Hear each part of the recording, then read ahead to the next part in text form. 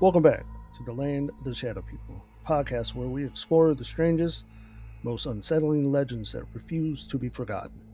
I am your host, Eric, and today we are journeying to the Tennessee countryside in the early 1800s, to a remote farmstead where one of America's most documented and devastating supernatural hauntings would unfold.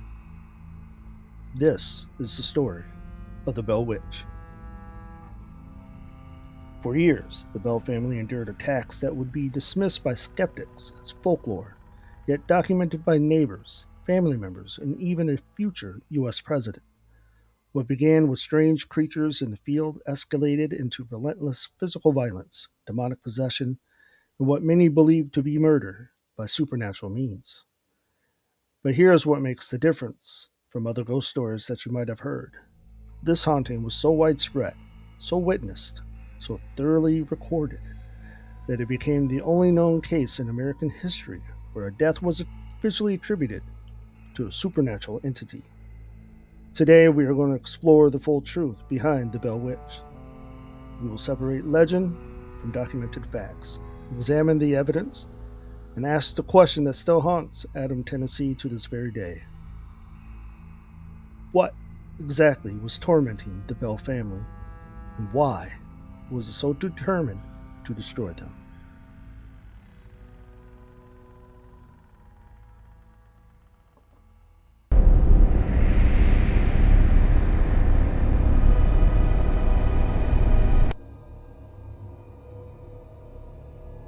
To understand what is about to happen, we need to know who John Bell was. In 1804, a North Carolina farmer named John Bell decided to start fresh. He heard about Tennessee, the frontier, the opportunities, and land to claim. So he packed up his wife Lucy and their children and made the journey west. He eventually settled on a 320-acre farm in Robertson County, what was in then the remote backwoods of Middle Tennessee. The area would later become known as Adams. For 13 years, the Bell family lived quietly. They built a life. They had more children: Jesse, John Jr., Drury, Betsy, Richard, and Joel. John was respected enough in the community, though he was not beloved. He was shrewd in business. Some would even say he could be ruthless. And there is evidence that John Bell had a significant dispute with a neighbor woman named Kate Batts over a land deal or even possibly the sale of a slave. The details vary depending on which account you read. The story goes that Kate Batts felt cheated. She was a particular woman, eccentric in her speech and often ostracized by the community. People whispered that she knew the occult, that she was a witch. Whether she was or was not, whether she knew the occult or did not, nobody liked her much. Some say she cursed John Bell for what he did to her. Others have different theories entirely. Some speak of a Native American burial site on a property, of a truth that was disturbed, and of ancient spirits rising in response. Others suggest that it was about to unfold wasn't supernatural, but rather the result of human desperation, a family secret so dark that it required a ghost to explain it. But I'm getting ahead of myself. It was the summer of 1817, July to be precise. John Bell was walking through his field on his properties when he encountered something. The accounts describe a bizarre creature, size of a large dog, with the head of a rabbit, just sitting there, watching. Bell's first instinct was to raise his rifle and fire. The creature vanished. Now, a man with less superstition might have assumed it was his imagination, but John Bell knew better at what he had seen. And more importantly, he seemed to know what it meant. Something was coming, and within days the sounds would begin. His son Drew encountered an enormous bird of extraordinary size, perched on a fence. The moment he approached it, it flew away, but not before he could see it clearly. His daughter Betsy watched a girl in a green dress swing from the limb of an oak tree on the property. When Betsy decided to approach, the girl vanished. The phenomenon would escalate. At night, the family began hearing strange noises, thumping on the wall, scratching at the windows, a sound like chains dragging across the wooden floor. It's in the early morning hours when the disturbances were most intense. The sounds moved from one room to another, as if it was searching for something in the house. At first, the bells kept quiet, thinking that the neighbors might think them mad, thinking that the preacher might see demonic influence. So they endured in silence, hoping it would pass. But it didn't. And then, for the first time, the entity spoke. The voice the witness described as female, sometimes harsh and crackling, sometimes almost musical, beginning with hums and whistles, and at first just fragments, and soon entire hymns. The Bell family would listen in horror as the voice sang passages from Scripture, recited sermons word for word, and sometimes correcting them when the families misremembered. And the voice started addressing them by name.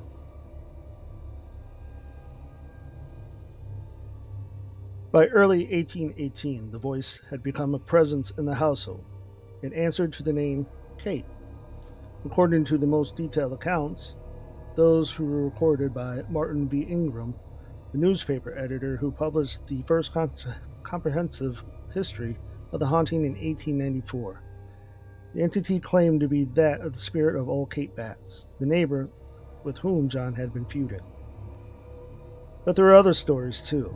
Some say Kate was the ghost of a young woman buried in the Bell Witch Cave on the property, a woman whose remains had been disturbed. The entity herself told a totally different origin story. That she was a spirit from everywhere and nowhere, and that she existed for millions of years. That she had been searching for a tooth, possibly Native American, that had been lost in the caves beneath the land. I am the spirit from everywhere. Heaven, hell, the earth. I am here, there, and everywhere at any time. I have existed for millions of years. Whether Kate Batts, the neighbor, had anything to do with it remains one of history's great mysteries. The real Cat Bates outlived John Bell and the children of their own. But the timing, the name, and the targeting John Bell specifically, that all pointed to one conclusion in the minds of everyone who lived through it. The Bell Witch was Kate Batts, returned from the dead, seeking vengeance. What no one could deny, that the entity had a singular obsession, the destruction of John Bell Sr. and the prevention of a certain engagement. By the spring of 1818, the manifestations grew so violent, so public, the word spread throughout Robertson County. And beyond, dozens of neighbors began visiting the farm, hoping to witness the phenomenon themselves. Some came out of curiosity, others came to help. Few came because they believed they could stop it. None of them succeeded. So let us talk about what happened to Betsy Bell. Betsy was the youngest daughter, and she became, for reasons that even the most thorough investigations cannot fully explain, the primary target of the entity's physical violence. Attacks started subtly. A pulling sensation, something invisible pinching her arm. Over time, they escalated into something far worse. Betsy would wake up with her hair tangled, as if invisible hands had been pulling and braiding it. Her face was covered in handprints, deep red welts that could only have been made by direct physical contact. She had been thrown from her bed. Scratches would appear on her skin as if invisible fingernails had clawed her. The violence was relentless and targeted. The neighbors who came to help would witness themselves seeing Betsy distress, sometimes seeing the physical evidence of the blows appearing on her body as they watched. Teachers noticed she was deteriorating at school. Her physical condition was so poor, so ravaged by the nightly assaults, that her education suffered. She couldn't focus, she looked haunted. Which, of course, she was. But Betsy wasn't the entity's only target. John Bell Sr. suffered his own particular torments. According to accounts, the entity seemed to take pleasure in tormenting him in front of the others. It'd make his tongue swell so severely he could barely speak. It would cause his face and his jaw to twitch involuntarily. It would hurl insults at him, using the name that only seemed to embody her venom. Old Jack Bell. Oh, Jack Bell, I will kill you. I swear it. I will have your life. And then came the turn that would change everything.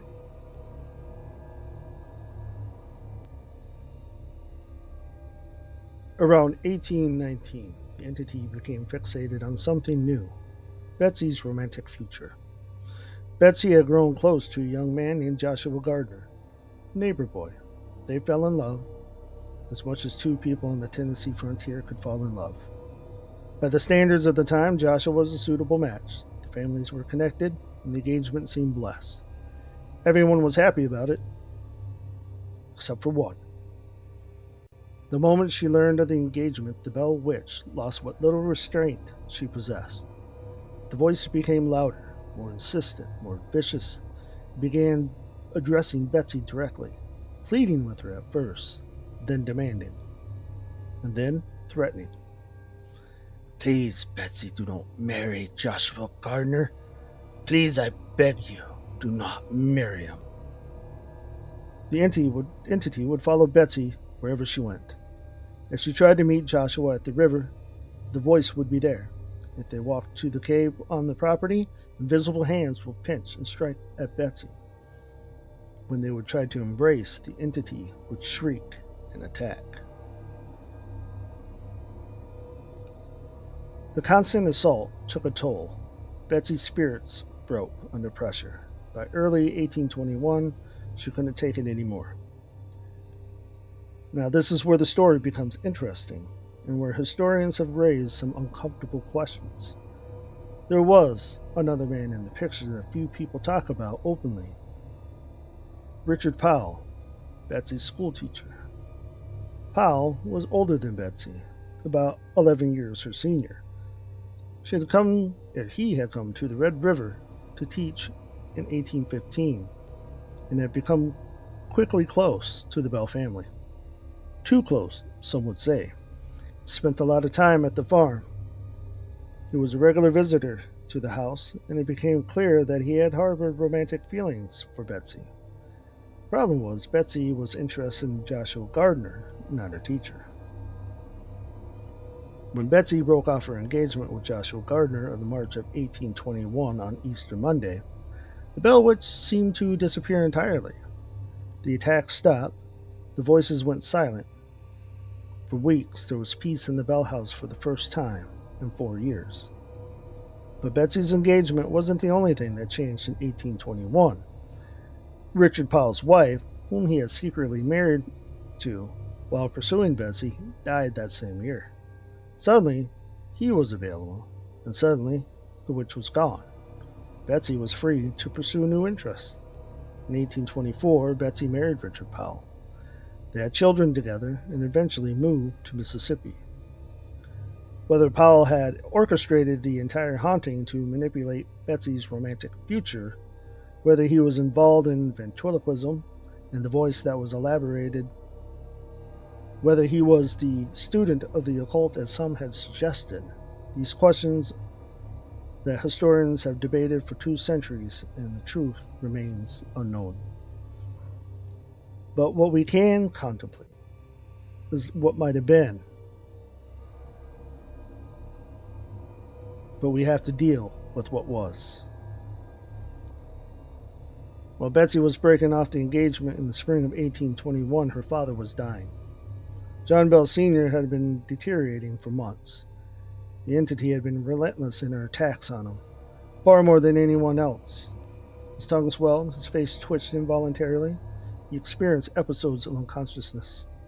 This all spiraled downward through through the fall and winter of 1820. By December, he was bedridden, couldn't eat, could barely speak.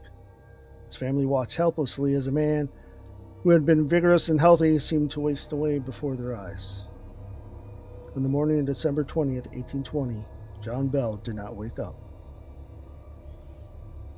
When John Jr. went to check on his father and get his medicine, he found something that would become the most haunting piece of evidence of the Bell Witch legend. A small vial sitting in the place where his father's medicine should have been. It was filled with a dark, mysterious liquid. His father's medicine bottle. There should have been 3 vials, and they were nowhere to be found. John Jr. showed the rest of the family. They stood together staring at the strange vial, and in that moment they heard a strange voice. She had been quiet for weeks, but now she spoke, her tone dripping with satisfaction. "Oh, Jack is done. I gave him a big dose of that last night while he slept. He will never arise from the bed again." The family, desperate to know if the vial contained what the entity claimed, made the dark decision. They had a cat, and they tested the liquid on the animal. The cat died instantly. The family showed the vial to the doctor, and he noted that the mysterious liquid had an odor to it on John Bell's breath in his final days, a sweet, sickly smell. On December 20th, 1820, John Sr. was pronounced dead. The cause of death on the certificate was a stroke, or apoplexy as it was called at the time. The official medical explanation was that his tongue had swollen, cutting off his ability to breathe. But the family knew the truth, or at least they believed they did. The Bell Witch had poisoned him. Then something extraordinary happened. As mourners gathered to pay their respects, as neighbors and family members came to the Bell house to mourn John Bell's passing, the entity made one final statement. Her voice heard throughout the house was singing, not hymns this time, not scripture. She was singing a drinking song, a raunchous, bawdy tavern song, laughing as she sang. At the funeral of the man she supposedly murdered, the Bell Witch was celebrating.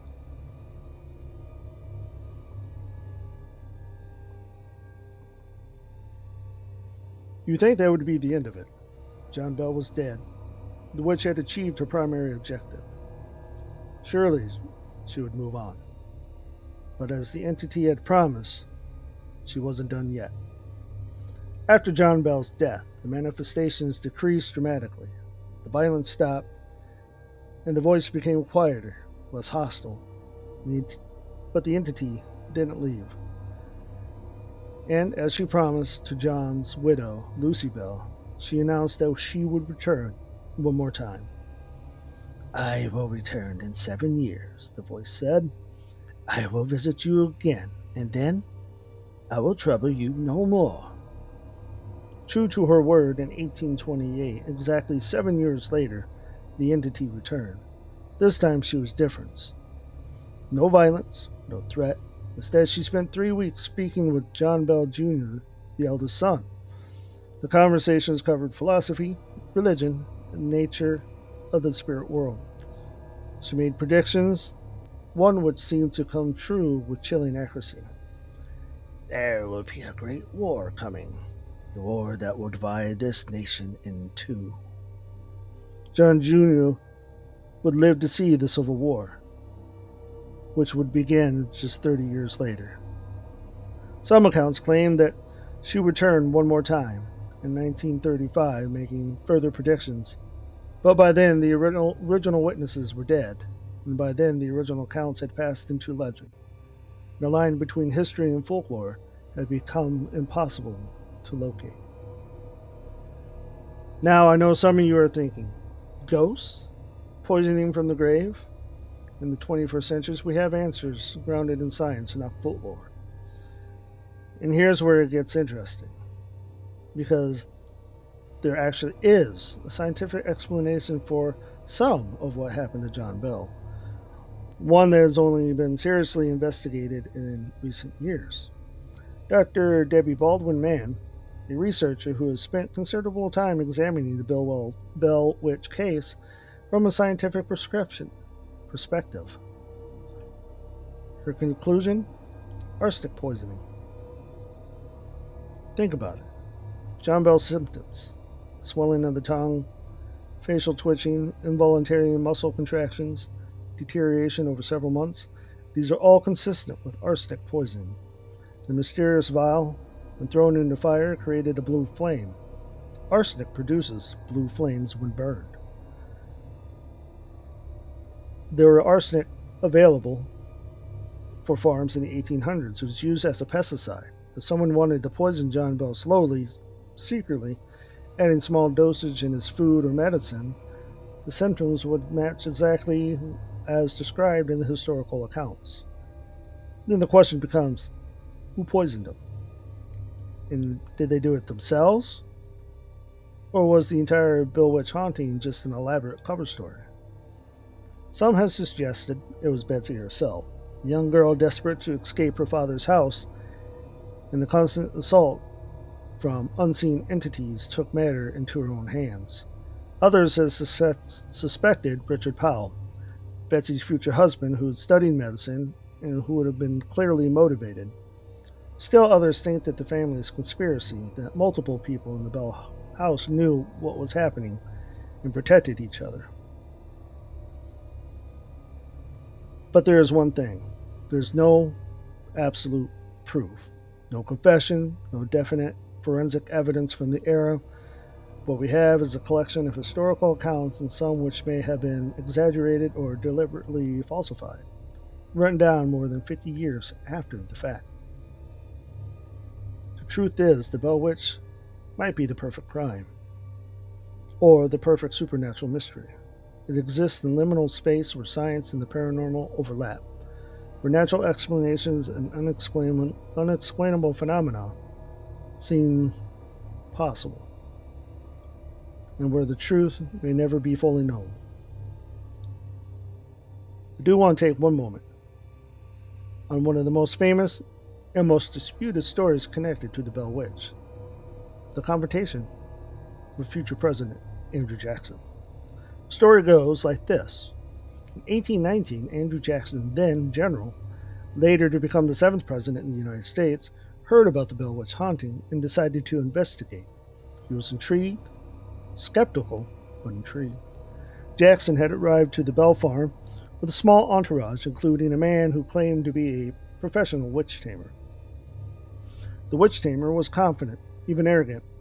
He had a silver bullet and said he had shot a cat while sitting on a witch's coffin, and the cat's tail, when stroked on its nose, would reveal the presence of the witch to him alone. On the way to the Bell farm, Jackson's wagon became implicitly stuck. The horse wouldn't move, noting the driver did not and could not get them to budge. And then a voice, a woman's voice, called out from nowhere, "General Jackson, I am the Bell Witch. You may proceed, and I will see you tonight." The wagon wheels suddenly turned freely, and the horses pulled ahead without resistance. That evening, Jackson and his men set up in a room at the Bell house. The witch tamer, holding his pistol with a silver bullet, confident and boastful about what he would do to the spirit. As the night wore on, nothing happened. Jackson grew impatient, and he remarked to one of his men that he wished the witch would appear so he could see the coward run. His wish would be granted. A sound like dainty footsteps began pacing across the floor, and the voice spoke from the corner of the room, addressing the witch tamer directly. "Now, Mr. Smarty, here I am. Shoot!" The witch tamer raised the pistol, drew a careful bead, and pulled the trigger. The gun misfired. "Try again," the voice commanded. He tried again, and the gun misfired a second time. "Now it is my turn. Look out, you old coward. What happened next, according to accounts, was a series of open handed blows like gunshots striking the witch tamer repeatedly. The man went careening out of the room like he had been struck by lightning, screaming about the devil and about his nose and about the witches and demons.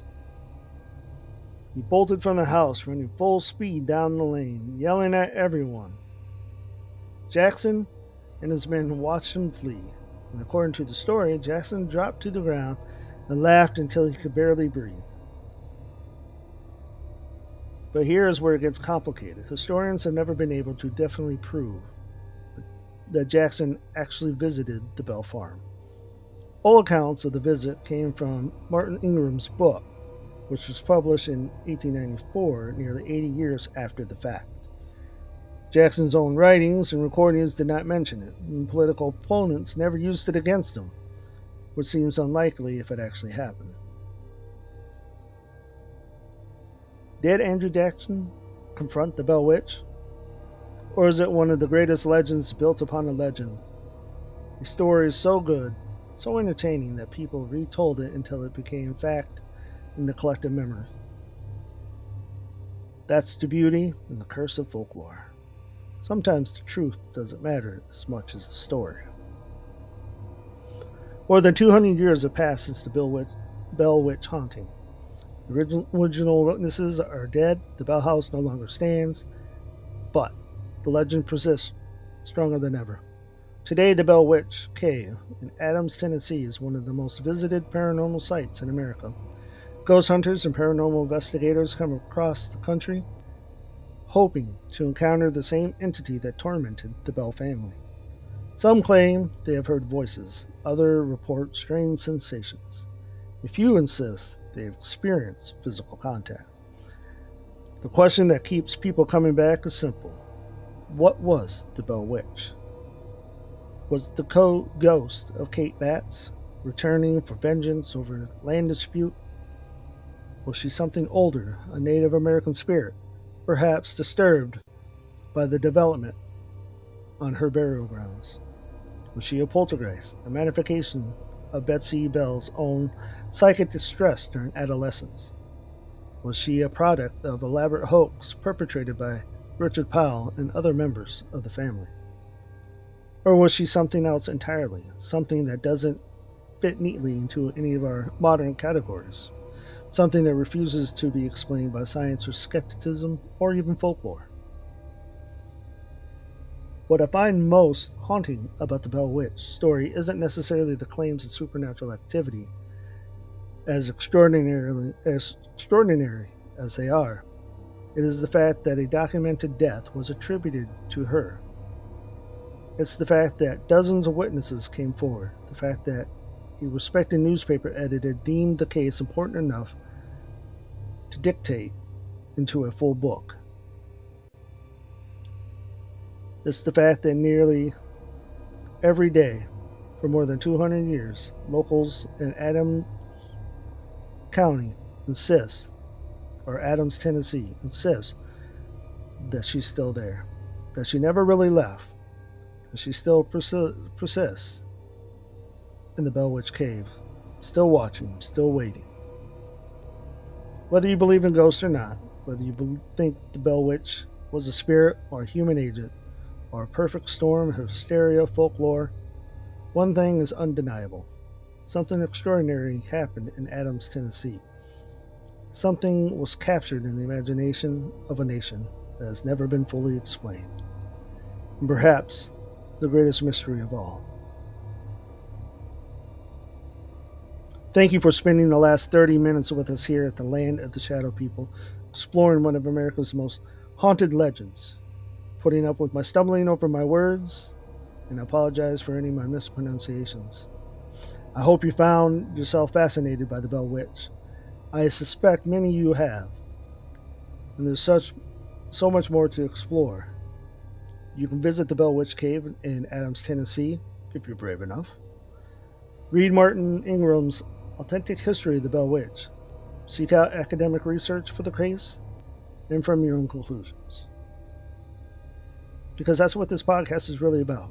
encouraging you to question, investigate, and to challenge the accepted narratives and search for the truth in the shadows. Bell Witch remains unsolved. The mystery remains open, and somewhere in Tennessee, Adams, Tennessee, some say she's still waiting. Don't forget to hit like, subscribe, and share this podcast. And if you have any stories of your own, you can email me at the landoftheshadowpeoplepodcast at gmail.com. Until next time, this is the Land of the Shadow People. Stay curious, stay skeptical, and above all, stay safe out there in the dark.